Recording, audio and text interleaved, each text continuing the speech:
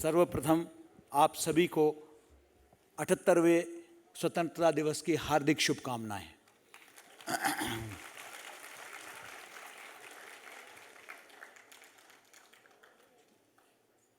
स्वतंत्रता दिवस मात्र हर्षोल्लास का एक पर्व नहीं है, यह एक चिंतन मनन का भी पर्व है। आज देश तरक्की कर रहा है। विकसित भारत 2047 का सपना देखकर अमृतोत्सव हमने मनाया 2022 में, और ये अमृत काल से ये देश गुजर रहा है। यह वो समय आ गया है जब एक विकासशील देश से हम विकसित भारत की ओर बढ़ें। और ऐसे में हम ये न समझे कि ये मात्र सरकार का काम है। हम सबका अपना एक योगदान भी इस समय अपेक्षित है, चाहे वो एक छात्र के रूप में हो, चाहे वो एक संकाय के रूप में हो, चाहे वो कर्मचारी के रूप में हो। यहाँ उर्वशी जी ने बताया कि हमारा विश्वविद्यालय देश के पहले विश्वविद्यालयों में है जहाँ हमने राष्ट्रीय शिक्षा नीति को लागू किया। आपको सुन के ताज्जुब होगा कि कई विश्वविद्यालयों में अभी पाठ्यक्रम संचालित भी नहीं हुआ है, पहले सेमेस्टर में भी नहीं पहुंचे हैं, लेकिन हमारे विद्यार्थी चतुर्थ वर्ष में पहुंच चुके हैं एनईपी के अंतर्गत। ये वाकई एक बहुत बड़ी उपलब्धि है। आज पूरा देश हमारी तरफ देख रहा है। सब कर रहे हैं कि हमें माखनलाल विश्वविद्यालय विशेषकर मीडिया संचार और कंप्यूटर के क्षेत्र में प्रशिक्षित करेगा। ऐसे में हम सबको इस विकसित भारत की तरफ दिशा में सकारात्मक कदम उठाने हैं। ये वो समय भी है जब हमें अपने अड़ोस पड़ोस में भी देखना है। हाल ही में हमने बहुत सारी घटनाएं देखा हमारे पड़ोस में, किस तरीके से 1971 में भाषा के नाम पर एक देश अपने अस्तित्व को भाषा और संस्कृति के आधार पर बनाया। उसने झुठला दिया 1947 में उस झूठ को कि मात्र एक मजहब से एक देश बन सकता है, उस मजहब के आधार पर हम देश बना सकते हैं। उसको झुठला दिया 1971 में और बांग्लादेश का सृजन हुआ। लेकिन पिछले कुछ दिनों में बांग्लादेश में जो हालात हम देख रहे हैं उससे हम सब पीड़ित हैं। पिछले वर्ष मैं स्वयं बांग्लादेश में था और उसी ढाकेश्वरी मंदिर में मैं गया था, और जिस तरह के हालात हमने देखे, जहां स्वयं राष्ट्रपिता के पुतले को तोड़ दिया जाता है, उनके नाम पर जो छुट्टी है उसको रद्द किया जाता है। शायद ही विश्व में कोई कवि होगा जिनके द्वारा रचित जो गीत हैं वो 2 देशों में राष्ट्रगान बन गया। रविन्द्रनाथ ठाकुर जी, चाहे वो जनगण मन हो या अमर सोनार बांग्ला हो, ये दोनों ही रविन्द्रनाथ ठाकुर जी द्वारा जो है रचित है। उनका भी पुतला तोड़ दिया गया। तो कहीं ना कहीं लोकतंत्र तो उधर 1971 में आज़ादी के मूल्य तो बहुत ही ऊंचे थे, क्योंकि आज भी 21 फरवरी को 21 फरवरी जिसको कहते हैं अंतर्राष्ट्रीय मातृभाषा दिवस हम मनाते हैं। वो बांग्लादेश के उन शहीदों के लिए श्रद्धांजलि है जिन्होंने भाषा आंदोलन में भाग लिया। उनको किस तरीके से तत्कालीन पाकिस्तान सरकार ने कुचल दिया था, उनको मार दिया था। उन युवाओं को, ढाका विश्वविद्यालय के उन युवाओं को, उनके साथ जो अत्याचार हुआ, तब से लेकर वहाँ आज़ादी का एक आंदोलन चल पड़ा और भारतीय सेना के जवानों ने भी शहादत दी, बलिदान दिया। और हम देख रहे हैं कि किस तरीके से 1971 में लेफ्टिनेंट जनरल जगजीत सिंह अरोरा के नेतृत्व में हमने मजबूर कर दिया पश्चिमी पाकिस्तान को कि वे हथियार डाल दें, आत्मसमर्पण कर दे। इतना बड़ा आत्मसमर्पण विश्व इतिहास में कभी नहीं देखा गया था। वो गर्व का पल था। लेकिन आज कहाँ गए वो मूल्य, वो स्वतंत्रता के मूल्य, वो आज़ादी के मूल्य? राजनीतिक विरोध अपनी जगह है, लेकिन क्या हम अपने मूल्यों को ही हम भुला देंगे? मुझे बड़ा अच्छा लगा कुछ वर्ष पहले, प्लीज जरा ध्यान से सुनिएगा, उसके बाद आपका सांस्कृतिक कार्यक्रम होगा। कुछ वर्ष पहले दिल्ली में एक विदेशी पत्रकार का विदाई समारोह में मैं भाग ले रहा था। उसमें उस विदेशी पत्रकार से पूछा गया कि आप ये बताइए कि आपने ऐसी क्या 2 चीजें देखी भारत में जो आप कभी भूला नहीं पाएंगे। उन्होंने कहा कि एक, भारत की जो मीडिया है वो राजनीति से ऑब्सेस्ड है। अन्य मुल्कों में राजनीति को कवर जरूर करते हैं, लेकिन समाज को, संस्कृति को, भाषा को, स्वास्थ्य को, शिक्षा को उतना ही महत्व मिलता है। लेकिन भारत में सारा न्यूज़ रिपोर्टिंग शुरू होता है राजनीति से और खत्म होता है राजनीति से। दूसरा उन्होंने कहा जो काबिले तारीफ है, उन्होंने कहा कि दुनिया का सबसे प्रोफेशनल फौज आपके पास है। चाहे कितना भी राजनीतिक खलबली हो, कितना भी उठापटक हो, कितना भी हलचल हो, बहुत सारी घटनाएं घटे, हमारे प्रधानमंत्री मारे गए, हमारे यहाँ बहुत हिंसात्मक आतंकवादियों द्वारा घटनाएं हुई, लेकिन इन सब के बावजूद हमारा फौज, हमारा सेना कंटोनमेंट तक अपने आप को सीमित रखी। उसने कभी भी राजनीतिक विषय में हस्तक्षेप नहीं किया। ये लोकतंत्र की जीत है। ये नहीं हुआ पड़ोसी मुल्कों में, ये नहीं हुआ बांग्लादेश में, ये नहीं हुआ पाकिस्तान में, ये नहीं हुआ म्यांमार में, ये नहीं हुआ श्रीलंका में। आपने देखा मालदीव में, दुनिया भर के मुल्कों में किस तरीके से सेना सत्ता को हथिया लेती है। इसलिए हमारा लोकतंत्र बहुत मजबूत है। मैं समझता हूं कि 1947 से आज तक बहुत उपलब्धियां हैं, लेकिन सबसे बड़ी उपलब्धि यह है कि हमारा लोकतंत्र मजबूत है। कितना भी एक दूसरे के प्रति आलोचना करें, हम कितना भी एक दूसरे की मजम्मत करें, भर्त्सना करें, लेकिन हम कभी भी हिंसा में नहीं, संसद में, विधानसभाओं में अपने मतभेद को हम जो है प्रकट करते हैं। यह हमारी ताकत है।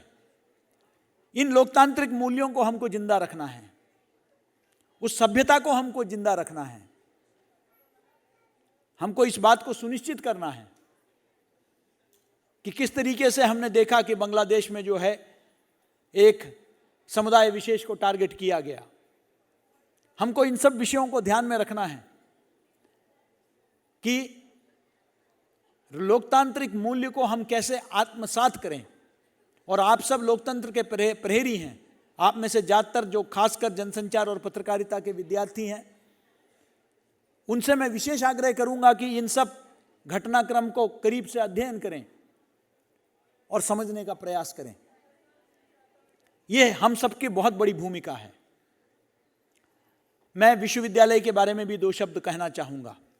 सबसे पहले जितने हमारे नए विद्यार्थी हैं, शायद पहली बार मैं उनको संबोधित कर रहा हूँ। कुछ जगह जरूर कार्यक्रम जब हुआ था, कुछ विभागों में मैं जरूर गया था। आपका ओरिएंटेशन होगा, लेकिन आज का दिन भी बहुत महत्वपूर्ण है। मैं आप सभी का स्वागत करना चाहता हूं एशिया के पहले और देश के सबसे बड़े मीडिया विश्वविद्यालय में।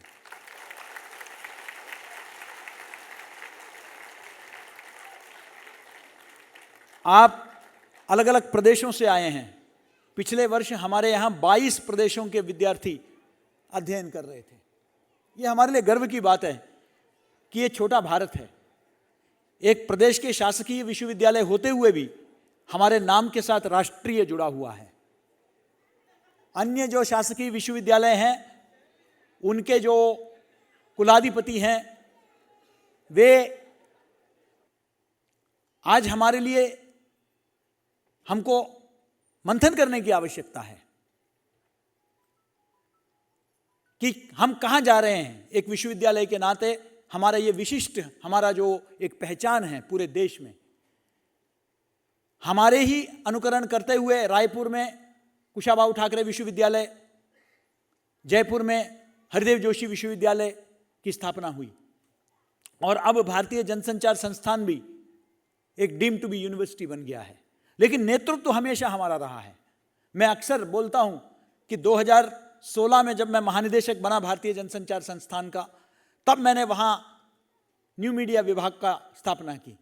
लेकिन उससे 5 साल पहले 2011 में ही हमारे विश्वविद्यालय में न्यू मीडिया टेक्नोलॉजी डिपार्टमेंट संचालित है। कितने हम प्रगतिशील रहे हैं विश्वविद्यालय में, इस बात को हमें देखने की जरूरत है। इस विश्वविद्यालय की परंपरा, ये भवनों से हमारी पहचान नहीं होनी चाहिए। मैंने शुरुआत से ही आप सभी से कहा है, ये अपनी जगह है अथोह संरचना। अगर ये आधार बन गया हमारी पहचान का, तो बहुत ज़्यादा दिन हम टिक नहीं पाएंगे। प्रतियोगिता का युग है। अगर आप समझते हैं कि माखनलाल चतुर्वेदी में मात्र प्रवेश लेने से आपको प्लेसमेंट मिल जाएगा, तो आप गलतफहमी के शिकार हैं। मैं ये गलतफहमी दूर करना चाहता हूं। आपको आज पूरे देश में 1100 विश्वविद्यालय हैं और लगभग सभी के पास मीडिया विभाग है। देश में कई निजी विश्वविद्यालय, निजी संस्थाएं जहां मीडिया के विद्यार्थी हर वर्ष निकलते हैं। आपकी प्रतियोगिता उनसे है। आपका चयन इसलिए नहीं किया जाएगा क्योंकि आप माखनलाल से पढ़े हैं। हां, उसका एक आपको ग्रेस पॉइंट जरूर मिलेगा, लेकिन आपकी क्षमता क्या है, आपकी काबिलियत कितनी है। इन 3 वर्षों में या इन 2 वर्षों में आप लोग, या 4 वर्षों में आप लोग यहां से वो सीखने का प्रयास करें जो अभी तक आपके पास नहीं था। यहां के शिक्षकों का अनुभव का लाभ उठाइए। यहां हमारे पास नालंदा केंद्रीय विश्वविद्यालय भारतवर्ष का सबसे बड़ा मीडिया विश्वविद्यालय है, सबसे बड़ा मीडिया पुस्तकालय है। इस पुस्तकालय का लाभ उठाइए। अक्सर मुझे अफसोस होता है, आप लोग कभी इंदौर जाइए, खासकर जो इंदौर के लोग हैं वो जानते हैं, वहां विद्यार्थी निजी वाचनशालाओं में, निजी लाइब्रेरीज में मेंबरशिप लेके वे जाते हैं। महीने का 1000, 1500, 2000 रुपए देते हैं सिर्फ लाइब्रेरी का वहां जाके बैठ के अध्ययन करने के लिए। और इतना बड़ा लाइब्रेरी हमारे पास है, लेकिन मुझे कभी कभी अफसोस होता है जब मैं देखता हूं कि वहां बहुत मुट्ठी भर विद्यार्थी रहते हैं। आप इसका लाभ उठाइए। बाहर के लोग आकर, अन्य संस्थाओं के लोग आकर इसकी तारीफ करते हैं, यहाँ के आर्काइव्स के बारे में, यहाँ के पुस्तक किस तरीके से कितना जल्दी आपको मिल सकता है, उपलब्धता के बारे में। आपको इसका लाभ उठाना चाहिए। यहां हमने एक आधुनिक स्टूडियो बनाया है।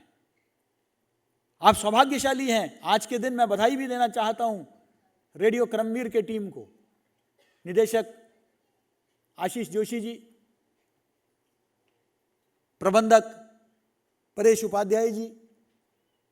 आज पहला फर्स्ट एनिवर्सरी भी है रेडियो क्रमवीर का।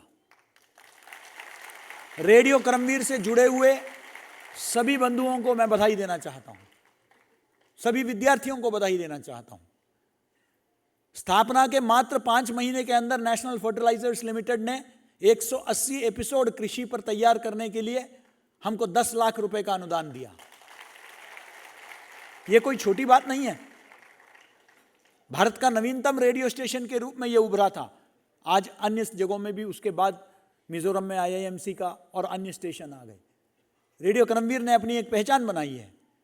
और आपको हैंड्स ऑन प्रैक्टिस का, विकास पत्रकारिता का, इससे बड़ा मंच नहीं मिल सकता जहां आप ग्रामीण क्षेत्रों में आप जा सकते हैं, वहां से आप खबरें लेके आ सकते हैं, वहां से आप रिपोर्टिंग कर सकते हैं, वहां के बारे में चर्चा कर सकते हैं। एक बहुत ही आपको सीखने का एक बहुत प्रभावी मंच आपको मिला है। इसका लाभ आपको उठाना चाहिए। विश्वविद्यालय लगातार प्रयास कर रहा है कि किस तरीके से और सुविधाएं हम लोग आपके लिए उपलब्ध कराएं। लेकिन मैं एक और चीज खासकर जो नए विद्यार्थी हैं उनको बताना चाहता हूं। हम शासकीय विश्वविद्यालय हैं, उसी के अनुरूप कम फीस में हम चलाते हैं, लेकिन हमको ना राज्य शासन से ना केंद्र शासन से 1 रुपए का अनुदान मिलता है। हम लोग अपने परिसर बनाने से लेकर अपने कर्मचारियों को तनख्वाह देने तक सारा का सारा खर्चा अपने जेब से डालते हैं। विश्वविद्यालय के जो कमाई है उसमें से, उसके बचत से हम लोग देते हैं। इसलिए ये ना समझें कि एक एक चीज़ जब आपके लिए किया जाता है उसके पीछे बहुत संघर्ष होता है। हमें 1-1 रुपए खर्च करने के लिए सोचना पड़ता है, क्योंकि फीस से हमारा कोई काम नहीं होता है जितना हमारा खर्चा 4 परिसरों में है।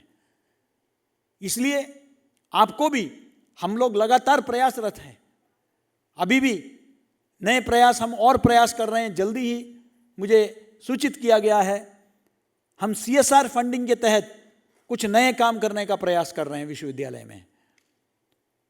काफ़ी दिनों से हमारे पास इलेक्ट्रिक ऑटो रिक्शा, जो विभागीय जो काम है उसके लिए भी वाहन का उपयोग होता है। शुरुआत में हम एक ऑटो रिक्शा से शुरू करेंगे, कैनरा बैंक ने हमको दे दिया है, वो हमारे पास ही है। हम एक तारीख का इंतजार कर रहे हैं जब वहाँ के कोई बड़े प्रबंधक आएंगे, उन्होंने अभी तक हमें तिथि नहीं दी, वो आएंगे तो वो उसका भी हम श्री गणेश करेंगे। हम लोग जल्दी ही हम प्रयास करेंगे कि यहाँ एक साइकिल स्टैंड आ जाए, जिससे आप लोग कैंपस के अंदर जो विद्यार्थी हैं कैंपस में आप साइकिलिंग कर सकें।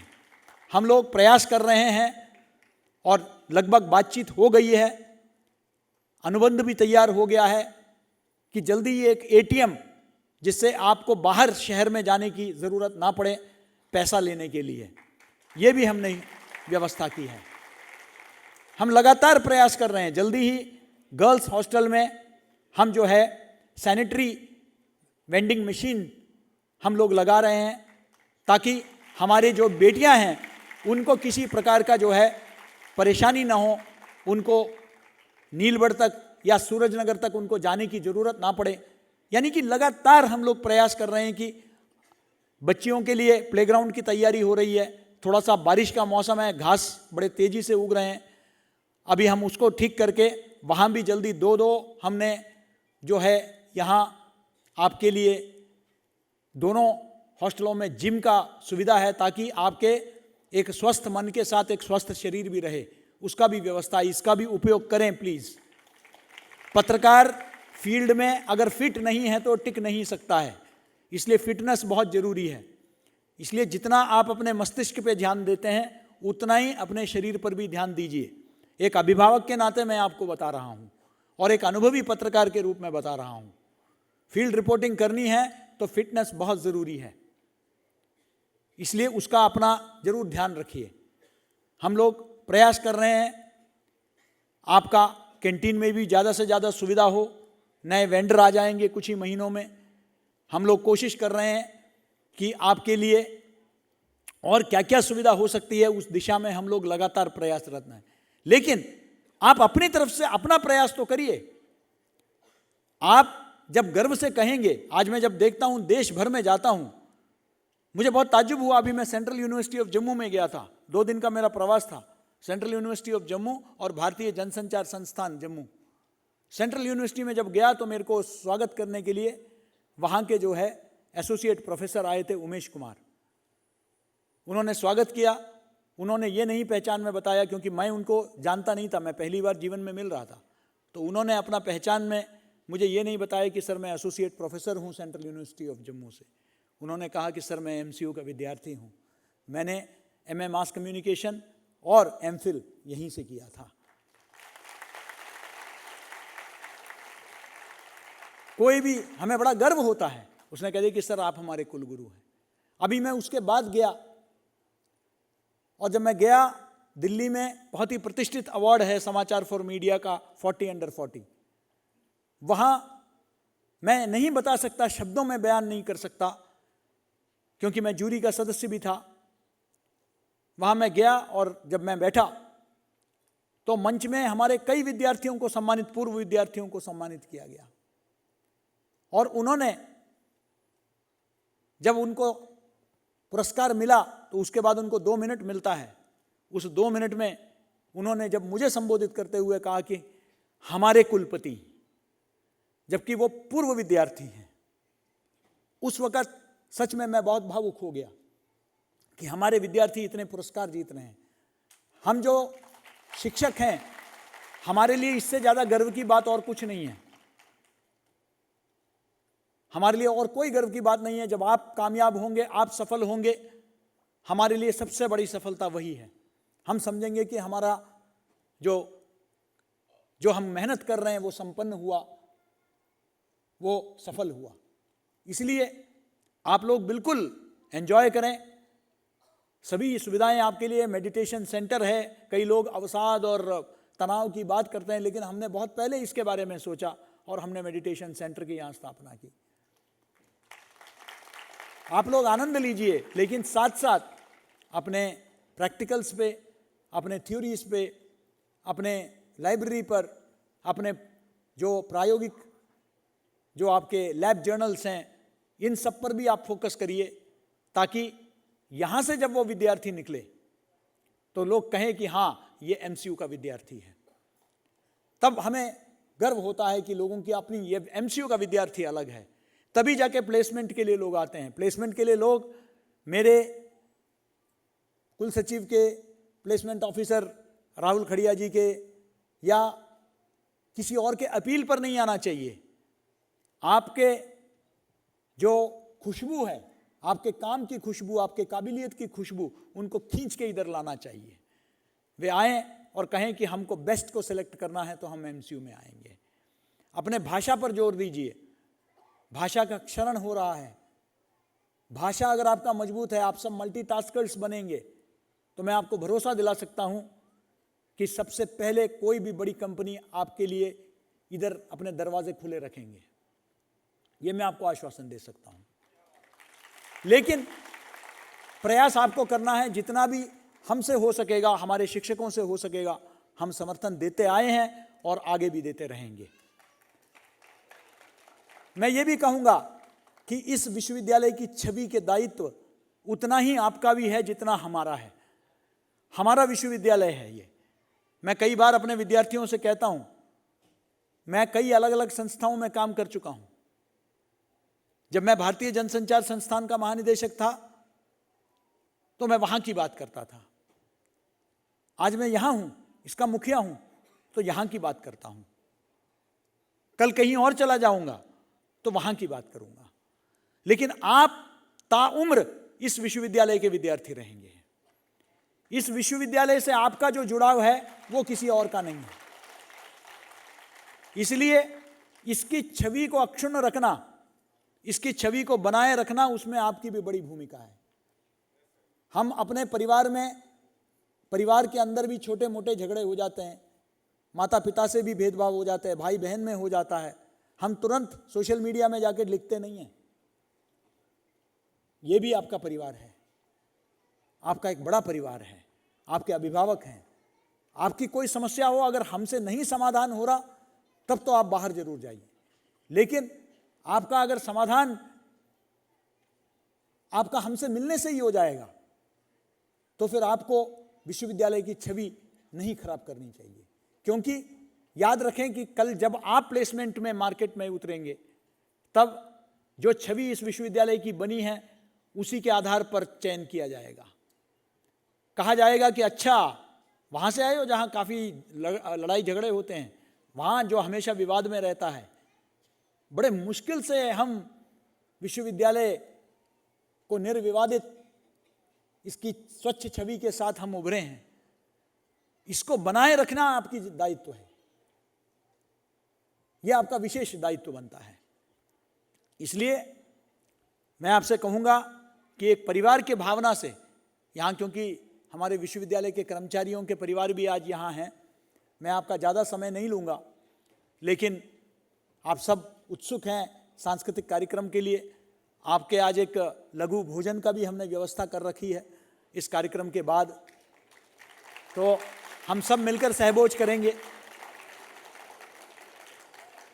लेकिन मैं आपसे यही पुनः आप सबसे आग्रह करूंगा कि आज हमने, आप लोगों ने, ज़्यादातर लोगों ने देख लिया होगा, आज हमने विश्वविद्यालय के प्रशासनिक भवन, चाणक्य भवन के सामने हमने एक सेल्फी पॉइंट शुरू किया है। जिसमें हमने आई लव एमसीयू लिखवाया है, जो हमेशा हमारे दिल की धड़कन, हमारी बात हम हमेशा मन में कहते रहे, आई लव यू एमसीयू। आज वही आई लव एमसीयू आज आप सबके सामने लिखित में है, और आज आप सब उसके साथ फोटो खिंचवाइए। जो भी विद्यार्थी बाहर से हमारे, मैं उनको भी स्वागत करना चाहता हूं। हमारे जो संबद्ध अध्ययन केंद्र है, बालाघाट से,